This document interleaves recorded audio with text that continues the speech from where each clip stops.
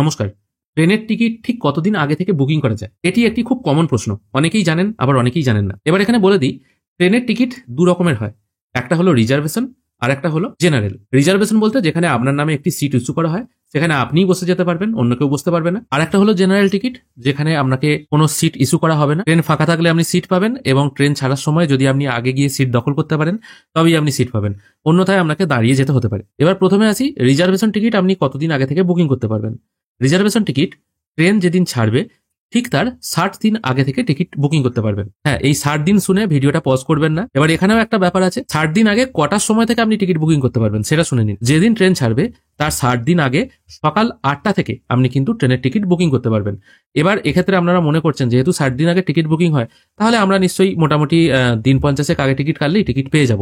এটা ব্যাপার নয়। যেগুলো খুব বিজি রুট থাকে সেখানে কিন্তু ওই তৎকালের মতোই ব্যাপারটি হয়। সকাল ৮টা থেকে ৮:৩০ মধ্যেই সমস্ত টিকিট কিন্তু ফুল হয়ে গেছে, আপনি কিন্তু টিকিট পাবেন না। তাই আপনার যদি যাওয়া ইম্পর্টেন্ট হয়ে থাকে এবং আপনি যদি মনে করেন আপনার 100% কনফার্ম টিকিট চাই, সেক্ষেত্রে সকাল ৭:৫৫ মধ্যেই আপনি রেডি হয়ে বসে যাবেন। যেই ১টা বাজবে সঙ্গে সঙ্গে কিন্তু টিকিট বুকিং প্রসেস শুরু করে দেবেন। অবশ্য তৎকালের মতো অত তাড়াতাড়ি প্রসেস ওখানে হয় না, একটু ডিলে হলেও আপনার টিকিট বুকিং হয়ে যায়। তাও কিন্তু যতটা সম্ভব তাড়াতাড়ি করার চেষ্টা করবেন। এটাতে গেল রিজার্ভেশনের ক্ষেত্রে। আর নন রিজার্ভেশনের ক্ষেত্রেও কিন্তু দুটি রুলস আছে, এটা কিন্তু অনেকেই জানেন না।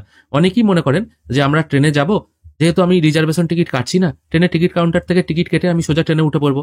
এখানে আবার আগে পরের কি ব্যাপার আছে, কারণ ট্রেনের টিকিটে ম্যাক্সিমাম ক্ষেত্রে লেখা থাকে ট্রেন ছাড়ার ২ ঘন্টার মধ্যে কি ১ ঘন্টার মধ্যে আপনাকে জার্নি করতে হবে। তো এখানেও আপনাদের এই ব্যাপারটা জেনে নেওয়া দরকার। ১ থেকে ১৯৯ কিলোমিটার যদি আপনার জার্নি ডিস্টেন্স হয়ে থাকে, সেক্ষেত্রে আপনাকে সেম ডেটেই টিকিট কাটতে হবে।